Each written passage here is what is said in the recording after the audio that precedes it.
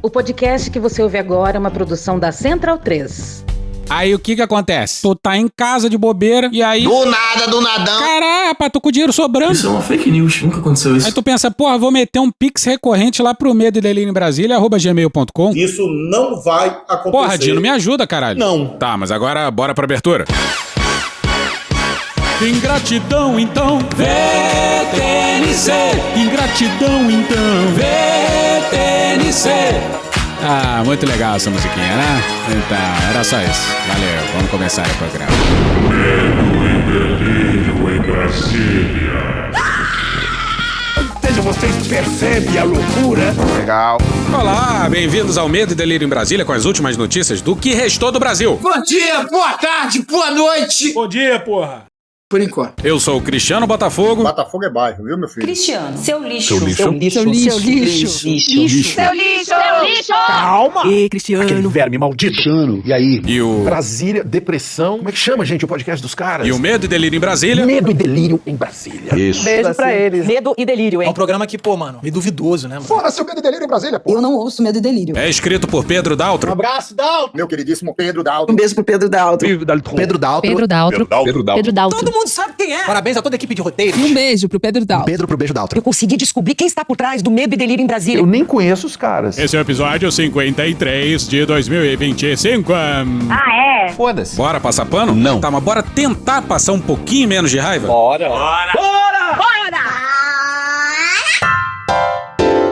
Apertem os cintos, senhoras e senhores. E já vamos começar.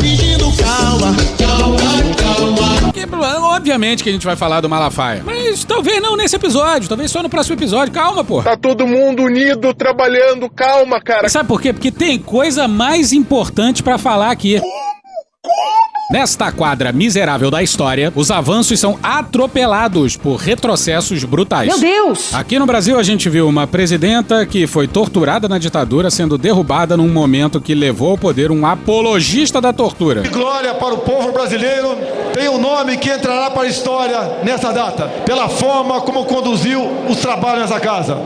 Paulinho Gogó. Parabéns, presidente Eduardo Cunha. Que merda. Perderam em 64, perderam agora em 2016. Pela família e pela inocência das crianças em sala de aula que o PT nunca teve. Contra o comunismo, pela nossa liberdade. Contra o Foro de São Paulo, pela memória do coronel Carlos Alberto Brilhante Ustra. O pavor de Dilma Rousseff. Vá tomar no cu, vá tomar no seu cu, vá tomar no olho do seu cu, tá entendendo? O meu voto é... Muito errado. Os Estados Unidos elegeram o primeiro presidente negro e o seu sucessor foi um sujeito incapaz de condenar o apoio da Ku Klux Klan. Will you unequivocally condemn David Duke and say that you don't want his vote or that of other white supremacists in this election? O senhor vai condenar o David Duke e dizer que não quer o voto dele ou de qualquer outro supremacista branco nessa eleição? Well, just so you understand, I don't know anything about David Duke, okay? Pra você entender, eu não sei nada sobre o David Duke, ok? I don't know anything about what you're even talking about with white supremacy or white supremacists. So Eu não sei nem nada sobre o que você tá falando sobre supremacia branca ou supremacistas brancos. I don't know. I mean, I don't know. Did he endorse me or what's going on? Eu não sei, ele me apoiou? O que aconteceu? Because, you know, I know nothing about David Duke. I know nothing about white supremacists. Porque eu não sei nada sobre o David Duke e não sei nada sobre supremacistas brancos. Well, I have to look at the group. I mean, I don't know what group you're talking about. Eu tenho que analisar o grupo, eu não sei de que grupo você tá falando. You wouldn't want me to condemn a group that I know nothing about. I'd have to look. Você não quer que eu condene um grupo do qual eu não sei nada, eu tenho que avaliar. I mean, I'm just talking about David Duke and the Ku Klux Klan here, but... Eu tô falando sobre o David Duke e a Ku Klux Klan, mas... I don't know, honestly, I don't know David Duke. I don't believe I've ever met him. I'm pretty sure I didn't meet him, and I just don't know anything about him. Eu não sei nada sobre... Honestamente, eu não conheço o David Duke. Eu acho que eu nunca conheci ele. Tenho quase certeza que não conheci, mas o que acontece é que eu não sei nada sobre ele. merda, porra! Não faz muito tempo, pela primeira vez, a gente viu com os olhos que a terra há de comer o tio Sam impedindo um golpe nas veias abertas da América Latina. Is this real life? E aí, o que aconteceu depois disso? Os republicanos da Flórida tomaram o controle da Casa Branca e... Agora fodeu. Em março desse ano, a gente colocou aqui um documento sobre a doutrina diplomática, entre aspas, para a América Latina, assinada pelo Marco Rubio, um parlamentar republicano da Flórida, que no passado já disse que não entregaria o Partido Republicano colombiano para um golpista, um conman, se referindo ao Trump, e agora é o chanceler dele. Não tem como não dar errado. Vai dar errado. Agora então para esse documento que foi publicado no dia 31 de janeiro de 2025, intitulado Marco Rubio, An America's First Foreign Policy. Tá no site da Embaixada dos Estados Unidos na Colômbia. Mas precisa de uma trilha específica. Alguns países cooperam conosco com entusiasmo, outros nem tanto. Os primeiros serão recompensados. Quanto aos últimos, o Sr. Trump já demonstrou que está mais do que disposto a usar a influência considerável dos Estados Unidos para proteger os nossos interesses. I'm a very stable genius. Basta perguntar ao presidente da Colômbia, Gustavo Petro. Ele disse isso mesmo? No entanto, mesmo quando as circunstâncias exigem dureza, a visão do presidente para o hemisfério permanece positiva. Muito legal, muito bacana. Muito gentil ele. E acredite você, a loucura da lei Magnovska. Foda-se você, Paulo Figueiredo. Pois é, essa doideiragem aí não tem a ver só com o Brasil, não. Bora pra Colômbia do Petro. O Tribunal Superior de Bogotá ordenou na terça-feira a libertação imediata do ex-presidente Álvaro Uribe, enquanto houve seu recurso na sentença histórica de 12 anos por suborno e fraude processual.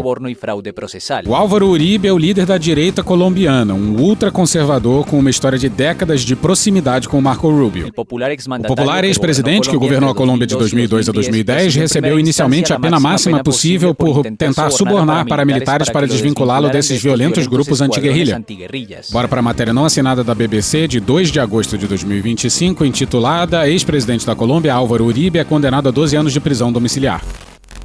A batalha judicial começou em 2012, depois que o então parlamentar Iván Cepeda, com base em depoimentos de líderes paramilitares, vinculou o ex-presidente à ascensão do grupo armado Bloque Metro no final da década de 90 em Antioquia. O Bloque Metro era um braço das Autodefesas Unidas da Colômbia, a AUC, que combateu guerrilhas de esquerda e deixou milhares de civis mortos durante conflitos internos no país.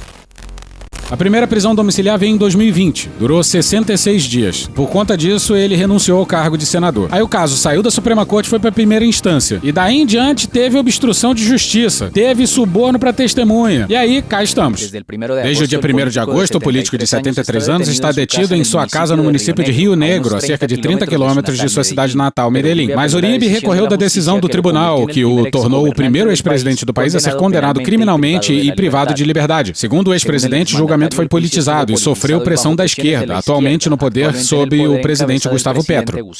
Com a decisão, o Tribunal Superior de Bogotá deu sinal verde para Uribe recorrer em liberdade. Mas esse segundo tribunal tem apenas até 16 de outubro para ratificar a condenação ou anulá-la e absolvê-lo. Caso ultrapasse essa data, o caso será arquivado. E mesmo antes do Uribe começar a cumprir a pena dele, o Marco Rubio já foi logo ameaçando as instituições colombianas.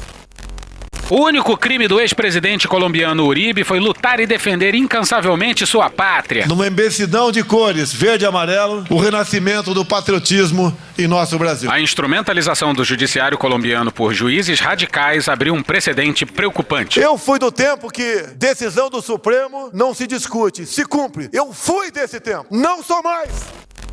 Pois é, o Marco Rubio tuitou essa ameaça aí, enquanto Trump está em guerra aberta contra os juízes. É um verdadeiro grande show de ironia. E a primeira resposta que aparece para esse tweet do Marco Rubio vem do Eduardo Bolsonaro, claro. Insuportável! O presidente Donald Trump e o secretário Rubio estão limpando a bagunça deixada pelo governo Biden, graças a Deus! E tudo isso enquanto Trump protagonizava a mais indiscreta das extorsões. Bora pro Lucas Reynoso no dia 29 de julho desse ano no El País. O governo dos Estados Unidos, que já impôs tarifas ao Brasil para o julgamento do ex-presidente Jair Bolsonaro, ecoou o argumento da guerra jurídica, o lawfare. Chega de lawfare. Além do secretário Rubio, vários congressistas republicanos criticaram o país sul-americano. O senador Bernie Moreno afirmou que, abre aspas, a Colômbia está um passo mais perto da ilegitimidade. Já vimos esse filme antes na Venezuela, fecha aspas. Seu colega Ashley Moody descreveu o julgamento como uma perseguição política. Chega de perseguições, perseguir opositores. É a mesma loucura daqui e, claro...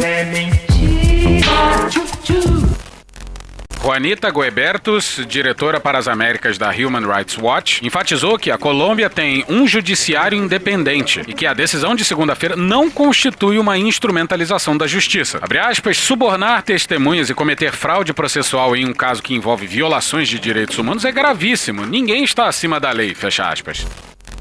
E um grupo de parlamentares europeus soltou uma nota criticando mais essa interferência estadunidense. Declarações como as da secretária de Estado dos Estados Unidos são inúteis e minam um princípio fundamental do Estado de Direito, que é a independência do judiciário em relação à política. A juíza Sandra Liliana Herédia enfrentou pressão política e da mídia durante esse caso, e consideramos que a juíza Herédia demonstrou coragem e integridade na busca pela justiça. Como ela disse em sua declaração de abertura, abre aspas, a lei não pode tremer diante do barulho e a justiça não pode se ajoelhar diante do poder, fecha aspas. Ela também afirmou que, abre aspas, a justiça se concentra exclusivamente na verdade jurídica e no dever ético de sentenciar de acordo com a lei e a consciência, fecha aspas.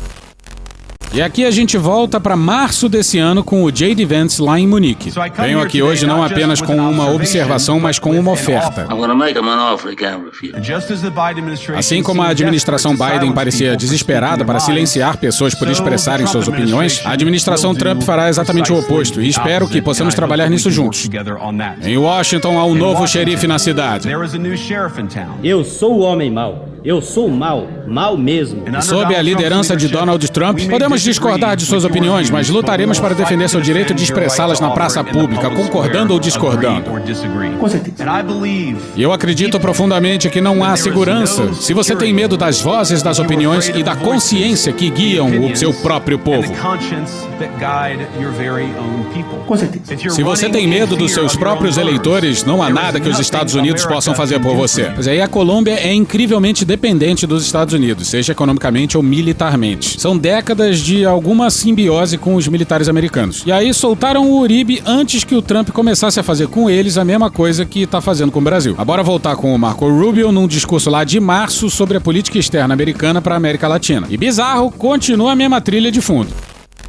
Tenho confiança de que os países que em breve visitarei serão bons parceiros. Assim como o presidente Trump, seus líderes são pragmáticos e colocam seus cidadãos em primeiro lugar. E por serem pragmáticos, também sabem que há muito mais a ganhar trabalhando com os Estados Unidos do que não trabalhando. Essa é uma abordagem para a política externa baseada em interesses concretos compartilhados, não em platitudes vagas ou ideologias utópicas. Pois é, o bom e velho Big Stick, famoso pauzão.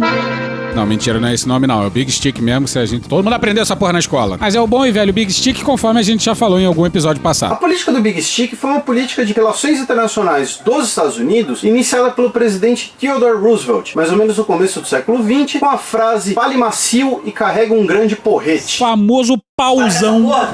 Mas nesse caso eles não sabem o que é falar macio, é só o discurso mafioso mesmo. E olha só, tá tudo meio que sendo preparado para uma invasão militar lá na Venezuela, hein? O presidente dos Estados Unidos mandou 3 navios militares para a costa da Venezuela. O governo Trump enviou para a costa da Venezuela 3 navios militares sob o argumento de que serão usados para lutar contra o tráfico de drogas em águas internacionais. Ele meteu essa. Lá nos Estados Unidos se comprava fentanil com médicos em clínicas suspeitíssimas, mas tudo dentro da lei. Mas o problema são os latinos, são os canadenses, são os chineses e todos os outros grupos que o Trump não gosta. Embora o presidente Trump tenha descartado a presença de tropas em solo ucraniano, ele não fez o mesmo em relação à Venezuela. As coisas ficaram um pouco assustadoras quando o Departamento de Estado divulgou que disseram ser uma recompensa de $50 milhões por um homem que, segundo eles, é um narcotraficante fugitivo. Mas quando as pessoas olharam para o nome e pensaram, peraí, eu conheço esse cara, é o presidente da Venezuela. E aí você vê notícias surgindo de que há planos secretos para aumentar a pressão contra a Venezuela. E aí você começa a se perguntar, peraí, é isso mesmo? Vamos dar um golpe na Venezuela? É isso que está acontecendo aqui? Em abril, o Trump estava prestes a renovar um acordo para continuar comprando petróleo venezuelano, apesar das sanções. Mas parlamentares republicanos da Flórida, que ele praticamente apelidou de Crazy Cubans, derrubaram o acordo e cá estamos. Ele vai mencionar agora a Caroline Leavitt e é a porta-voz do governo americano. A Caroline Leavitt perguntou se o governo Trump está ou não falando em guerra cinética com a Venezuela, com tropas em terra. E observa só que ela não diz não nesse caso.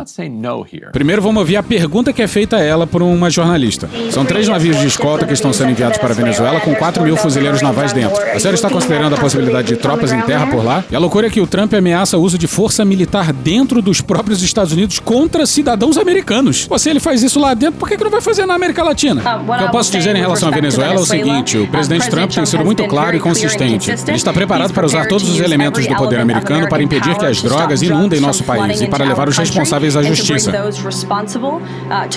O regime de Maduro não é o governo legítimo da Venezuela, é um cartel de narcoterrorismo.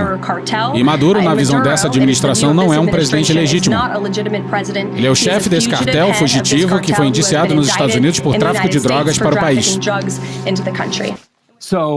Então isso é meio que uma nova versão do antigo esforço de mudança de regime que vem sendo elaborado em Miami desde a década de 60. Quando a Revolução Cubana levou a uma saída de cubanos para Miami. Eles vêm tentando derrubar governos em todo o nosso hemisfério e usando seu poder, usando sua influência no governo dos Estados Unidos para tentar fazer isso.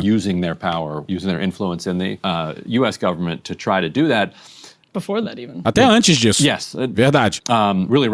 Aumenta muito depois do Fidel Castro, mas agora eles estão dizendo que é, na verdade, por causa do tráfico de drogas. E a ironia é que, claro, a direita latino-americana está tão envolvida no tráfico de drogas quanto a esquerda latino-americana, se não mais. E certamente, historicamente, mais. Nem preciso dizer a direita latino-americana, dá pra dizer só a direita americana. E quem entende disso é o Caio Almendra. Fala aí, Caio. A bem da verdade, a relação entre imperialismo e drogas vem antes dos Estados Unidos. A gente falou aqui num episódio recente, o Felipe Duran falou sobre a Guerra do Ópio, que foi a Inglaterra utilizando-se do ópio para dominar a China. E no Brasil, no Caribe, você utilizou a cana-de-açúcar para produzir cachaça e rum como uma forma de vender para índios, viciá-los e por aí vai, e com isso garantir uma facilitação na guerra interna, na guerra colonial, na garantia do domínio no Brasil. Mas o caso dos Estados Unidos é muito sério, porque ao longo do século passado, quase inteiro, desde a década de 40 até hoje, na verdade até esse século, os Estados Unidos se valem do comércio de drogas como uma forma de imperialismo. Isso acontece por diversas razões, mas antes é importante lembrar, vou citar aqui rapidamente a lista de casos. O governo de Cuba, de Fulgêncio Batista, de 1952 a 1959, tinha relação com o tráfico de drogas e cassinos. O governo da República Dominicana de Rafael Trujillo, na década de 50, também cassinos, contrabando e comércio e narcotráfico. O governo do Paraguai de Alfredo Stroessner, de 1970 a 1980, um grandíssimo de um pedófilo filho de uma puta. Ele também tinha relação com o tráfico de drogas. O governo do México, do PRI, de 1970 a 1990, igualmente relação com o tráfico de drogas e apoio dos Estados Unidos. Em 1980 acontece o chamado golpe da cocaína na Bolívia. Luiz Garcia Meza dá um golpe apoiado por traficantes e pelos Estados Unidos. O governo do Manuel Noriega, de 1970 a 1989, também traficava, até que os Estados Unidos, que apoiou ele durante todo o tempo, traiu ele e derrubou. Nicarágua, o governo dos Contra, o caso Irã Contra e por aí vai, também com total apoio da CIA, guerrilhas milicianas traficavam drogas e lutavam contra grupos comunistas. Na Argentina, junta militar de 76 até a década de 80, também tinha relação com o tráfico de cocaína. No Chile, Pinochet, Dina, também tinha suspeita de contrabando de cocaína. Não o Pinochet em si, mas muitos dos seus generais e etc. tinham uma relação com o tráfico de drogas. E no Haiti, o Duvalier e militares na década de 80. Isso citando por baixo. E a gente fala muito isso como se fosse uma coisa antiga, do século passado, mas o governo do Haiti, do Jovenel Moïse, que foi assassinado em 2021, era um cara que nem era tão de esquerda assim, começou a combater e ser atacado por milícias e foi morto por agentes da DEA, que é o Departamento Antidroga dos Estados Unidos, ex-agente da DEA, agente treinado pela DEA. Então, assim, não é um caso anedótico, são muitos casos. E aí tem que entender por quê.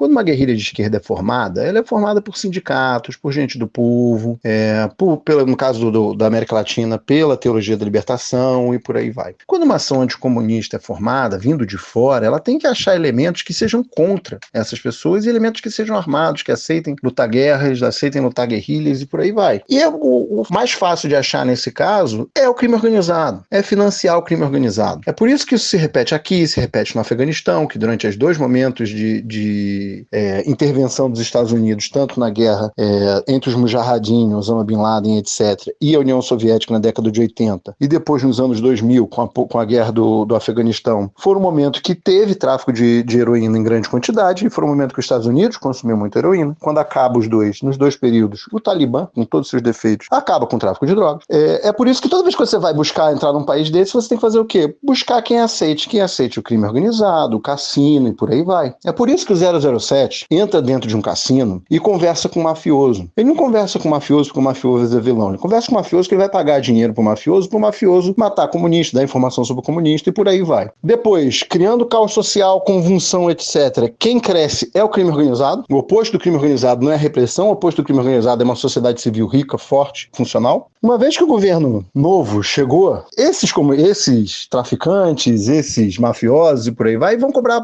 a fatura. Eles vão querer um apoio. Não é que os Estados Unidos exatamente promova o tráfico de drogas sempre. Apesar da gente ter que lembrar que toda polícia é corruptível. Então, se tem a cocaína no avião da FAB no Brasil, tem cocaína no avião militar americano também. Tem heroína saindo do Afeganistão indo em avião militar para os Estados Unidos. Foi recentemente lançado, por exemplo, o livro O Cartel de Fort Bragg, do Seth Harp, que é justamente sobre o tráfico de heroína do Afeganistão e sobre como o maior cartel de heroína do mundo fica no batalhão de operações especiais dos Estados Unidos, que fica no Fort Bragg. Mas a principal forma de atuar dos Estados Unidos é da imunidade, é da blindagem. Quando tem um governo que tem relação com drogas, mas é a favor dos Estados Unidos, eles apoiam. E aí acontece muito de ter uma briga, inclusive, dentro dos Estados Unidos. Tem operadores do tráfico de drogas nos Estados Unidos que são ligados à CIA, apoiados pela CIA, muitas vezes treinados pela CIA, que são presos pelo FBI por tráfico de drogas e depois são soltos por terem uma relação com a CIA. É o que aconteceu também com Barry Seal, que foi um grande traficante de armas, contratado pela CIA para traficar armas pelos contras, que resolveu também traficar drogas para os cartéis colombianos. Quando ele é preso nos Estados Unidos por tráfico de drogas, ele recebe um perdão de um governador chamado Bill Clinton, que, para quem não sabe, tinha uma relação com a CIA e com o anticomunismo, os aparatos de repressão ao comunismo, desde a época de faculdade. Quando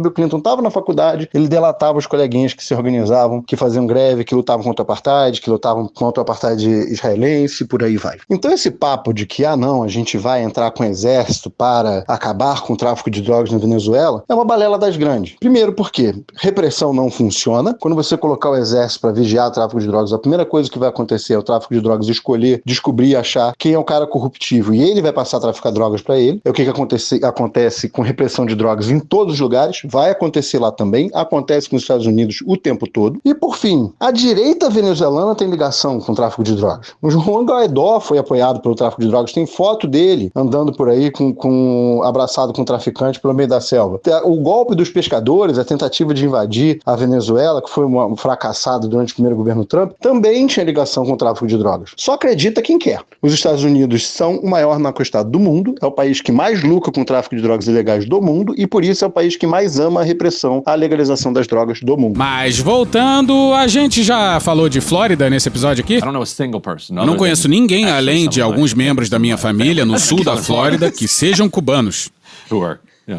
Mas eles adorariam ver uma guerra na Venezuela, e muitos deles são cidadãos americanos.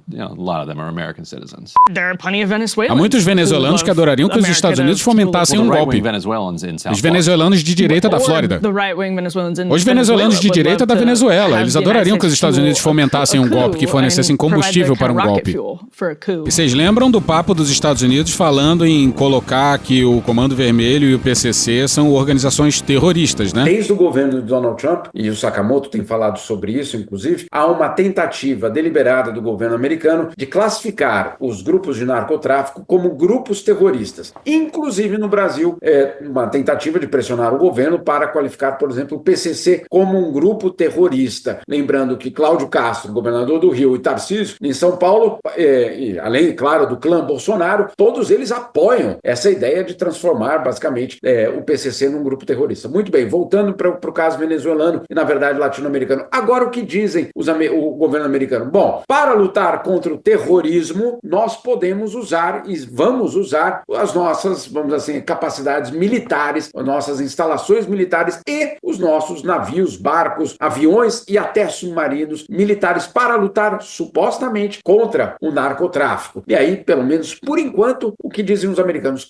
Queremos, de alguma forma, interceptar esse fluxo de drogas em águas internacionais, principalmente no Caribe. Agora, o que fica muito claro é que o governo americano quer sim algumas concessões dos países latino-americanos, em específico, de uma forma muito específica da Venezuela, garantias para suas empresas, tanto na Venezuela como, e aí principalmente na Guiana, que faz fronteira com a Venezuela. Bom, enquanto o Trump sai por aí dizendo que as usinas eólicas são estúpidas e imbecis, se você tem um moinho de vento perto da sua casa acabou de perder 75% do valor.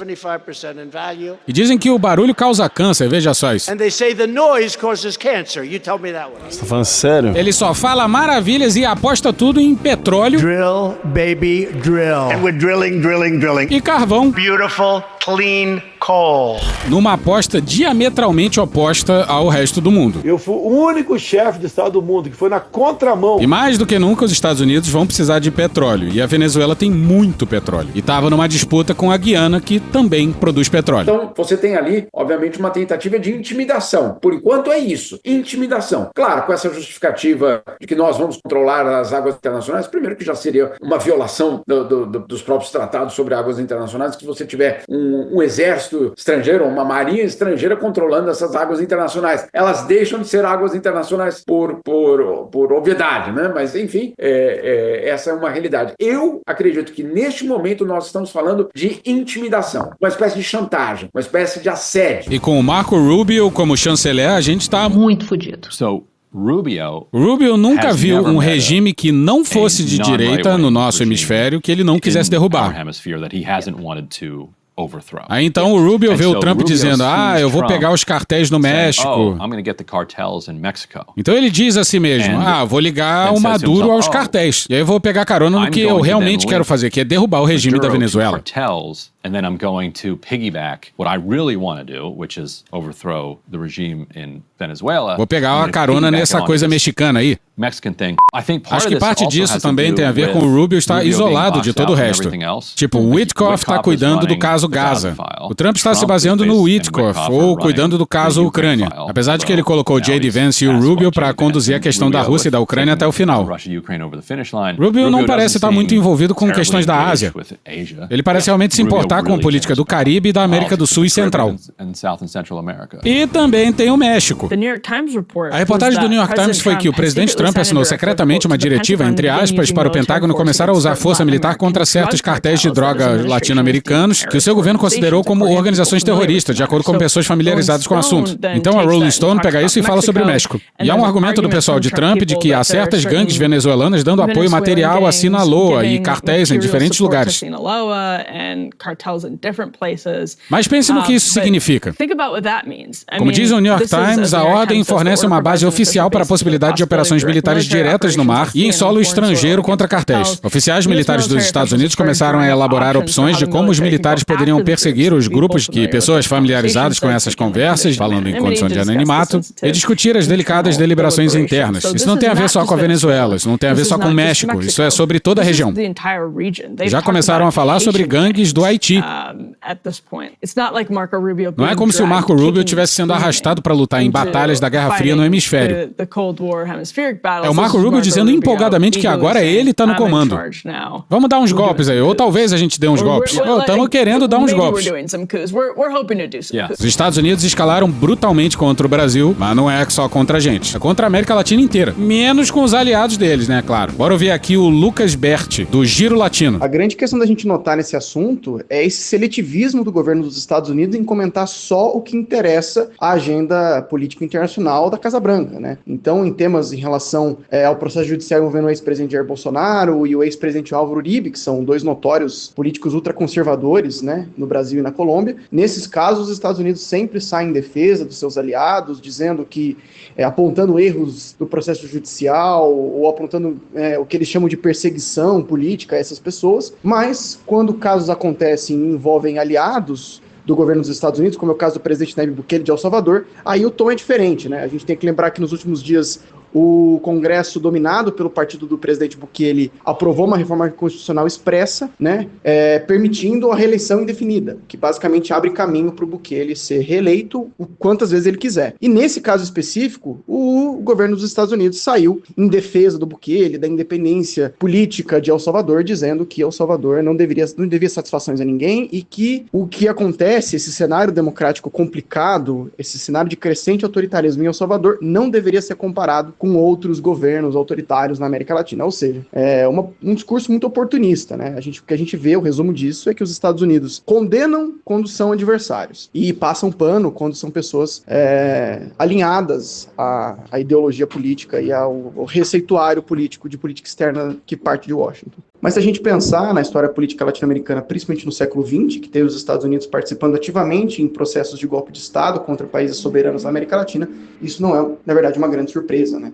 Os Estados Unidos, durante todas essas décadas anteriores, sempre escolheram dizer o que para eles é violação de soberania ou não, quando eles próprios violaram a soberania de muitos estados e muitos países soberanos em todo o continente. Pois apertem o cinto, senhoras e senhores, que a situação tá ficando esquisita. Episódio mais curto, mas calma que vai ter outro. Oi, pessoal, eu sou o Banaldinho, seu amiguinho. Vamos cantar? Morre de trabalhar, morre. Vagabundo, morre de trabalhar. Cobrindo o governo brasileiro. Tchau pra vocês. Vem, pianinho. E hoje a gente fica por aqui. Muito obrigado a todas as nossas fontes. 11 horas da noite, tô trabalhando desde cedo. Chega! Oi, pessoal, eu sou o Banaldinho, seu amiguinho. Vamos cantar? Não! Obrigado a todo mundo. Thank you! Se quiser e puder, pinga um lá pra gente no apoia.se/Medo e Delírio, no patreon.com/Medo e Delírio em Brasília, na Orelo ou no Pix Medo e Delírio em Brasília @gmail.com. Porra, doação ao caralho, porra. Não tem nem dinheiro pra me comprar um jogo de videogame, morou, cara? Assina o nosso feed no seu agregador de podcast favorito e dá uma olhada nas nossas redes sociais. E também no loja.medoedelirioembrasilha.com.br. Eu sou o Cristiano Botafogo, o Medo e Delírio em Brasília é escrito por Pedro Daltro e produzido pelo Guilherme Gandolfi, @GuiFrodo nas redes sociais. Bora passar pano? Não. Mas bora passar menos raiva? Bora.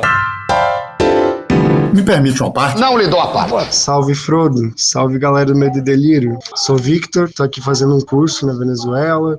Tô cerca de um mês aqui, também visitando alguns lugares. E aqui, vou te dizer que a galera meio que naturalizou. Já tinha, né? A cabeça do Maduro já tava a prêmio antes. E mais do que as ameaças ao Maduro, as sanções, né? Que atacam muito o povo venezuelano já é parte da ordem do dia, assim, né? Então, a vida segue normal, a galera trabalhando e tudo mais. Mas teve reação, né? Teve, há umas 2 semanas atrás, tiveram manifestações nas ruas e desde ontem também se iniciou uma mobilização, né? Da força de apoiadores, né? Da milícia chavista para preparar a defesa aqui do país. Mas segue vida normal, só se fala em outra coisa. Acabou? Não. Bom, a gente sabe que o Eduardo Bolsonaro é um delinquente que tem cometido crimes em série na certeza de que ele não vai ser punido. Ou até na psicopatia dele, na paranoia dele, está esperando inconscientemente justamente ser punido. Quer dizer, uma espécie de serial killer, um traidor compulsivo. Mas eu queria propor para vocês o seguinte exercício. Imaginem que o Eduardo Bolsonaro fosse um americano fazendo o que ele está fazendo nos Estados Unidos, fazendo isso no Brasil. A lei americana, a seção 3ª do artigo 3º da Constituição dos Estados Unidos, trata especificamente claramente do crime de traição contra o país, traição à pátria, que ela define lá o que é traição, como é que pode ser provada, quais são os limites para punição e tal. E ela remete ao Código Penal americano. Pelo Código Penal americano, a traição à pátria, que consiste em fazer guerra ou aderir a inimigos dos Estados Unidos, prevê uma punição que vai de uma pena mínima de 5 anos de prisão até, em casos extremos, a pena de morte. Ou seja, se o Eduardo Bolsonaro fosse um americano e fizesse isso contra os Estados Unidos, ele corria o risco de ser condenado à morte. Acabou? Não. Olá, Cristiano e Pedro, tudo bem? Eu sou Hélio Beroz, eu sou doutor em Geografia com foco em ordenamento territorial e sou gerente de projetos na área de produção e compra responsável de commodities agrícolas. Nos últimos meses, a moratória da soja, que é um acordo voluntário que impede a compra de soja de áreas desmatadas na Amazônia após julho de 2008, tem sido alvo de sucessivos ataques. Alguns dias atrás, o Conselho Administrativo de Defesa Econômica suspendeu os efeitos da moratória e abriu processo contra as empresas que são signatárias. Essa disputa já tem envolvido os governos do Mato Grosso, Maranhão e Rondônia e o Judiciário por alguns meses, inclusive com reconhecimento pelo Judiciário de que o proposto pelo governo do Mato Grosso representava um retrocesso ambiental. A moratória era crucial, porque ela impede que a soja consolide um ciclo típico de desmatamento na Amazônia, que inicia com grilagem de terras públicas, extração de madeira, queimada, implantação de gado, regularização fundiária e, por fim, a entrada da soja como uma produção mecanizada e lucrativa. A soja, na maioria dos casos, entra após a regularização, consolidando uma ocupação que inicialmente foi ilegal, né? Esse ciclo é agravado pela dificuldade de rastrear produtores indiretos de gado, que são muito associados à grilagem na Amazônia. A moratória ajuda, então, a desarticular parte desse processo, ao impedir que as áreas desmatadas ilegalmente sejam lavadas, entre aspas, por meio da regularização, porque torna elas inviáveis para o cultivo da soja. 2 pontos importantes aqui. A moratória não afeta áreas abertas antes de 2008, nem impede a expansão da soja em áreas que já sejam degradadas muito anteriormente ou que estejam subutilizadas, ou seja, ela permite sim a expansão da produção desde que não seja derrubando florestas. E o outro ponto é que a moratória, e assim como o grupo de trabalho que atua na sua verificação, que também está sob ataque, é utilizada como um dos mecanismos de verificação de soja livre de desmatamento com credibilidade internacional. Enfim, vários ataques e retrocessos possíveis aí. Em tempos de crise climática, reforçar esse tipo de compromissos voluntários é essencial para o Brasil se consolidar como referência em produção agrícola sustentável e conservação ambiental. E o que nós estamos vendo aí é novamente um ataque à estrutura que protege o nosso meio ambiente. Acabou? Não. Ei Deus! DJ! Chegou o fim de semana, todo mundo vai sair. Só não vai Jair, só não vai Jair. Eu vou pra rua beber cana com os amigos, vou curtir. Pero no Jair. Semana foi pesada, cansado de trabalhar. Na sexta-feira à noite parou no primeiro bar. Ligo pros amigos, olha só, eu tô aqui. Pero a uno no le llamo porque não pode salir. Mesmo com pastel, mesmo com cerveja. O rapaz não aparece, acho que entrou pra igreja. Nunca mais tô no pagode, acho que vou desistir. Todo mundo pode, só não pode o Jair. Ó, todas essas versões disponíveis no nosso canal Hits, Medo e Delírio nas plataformas de áudio aí. Acabou? Não. Acabou sim. Acabou? Acabou. Acabou. Porra, acabou. Beijinho, sigamos com muito amor e poesia. Ouve a voz do seu períneo. A boca é um ânus da face. Varanda do pum. Lexotan não se toma na veia. Essa porra é maconha? Quando você é jovem, qualquer pessoa que tem um baseado vira seu amigo. O Bolsonaro sendo atropelado. Tô de acordo. Fazer as pessoas passarem fome. É isso. Cenoura. Mais ou menos isso. Que porra é essa aqui? É maconha essa porra? Quem fuma 200 baseados? Muita gente. Muita gente. Conversa de bêbado. Nem todo artista é maconheiro, mas todo maconheiro é um artista. Algum delírio. Presunto Parma, vamos lembrar, não é qualquer presunto. Não é proibido no Brasil transar. Antigamente as pessoas ainda coçavam a virilha, hoje nem isso coça mais. Pegue sua Toyota, empurre dentro do seu cu. Um Opalão, um Chevette, um Gol Bolinha. Vai deixar eles mijarem em cima de você? Lixo. Arrombado. Vai entrar o grosso. O grosso chegou! Ai, que dor no meu pau. Eu sou especialista em pau. É a piroca. Ela é bastante extensa. Veja a gramatura. Você não sabe como eu ficava feliz quando eu vi um trabalhador mostrar uma pica. Também entra. Cadê os machos? Eles têm um pênis. Pistolão bonito, né? Há controvérsias. Contém ovos. Não esqueça de lavar os testículos, a virilha e o ânus. 95% da população mundial faz errado a limpeza do ânus. Os galináceos têm pênis. Tem graça esse final? Não, né? Desculpa. Espera um pouco, querido. Espera só um minuto. Só um minutinho. Estamos esperando aí. Calma, relaxa. Pronto, tá bom. Pronto. Era isso. Acorda, vagabundo! Acorda! Acorda! Obrigado, minha gente. Deus proteja a todos. Sejam felizes. Um abraço. Deus proteja a todos. Creu.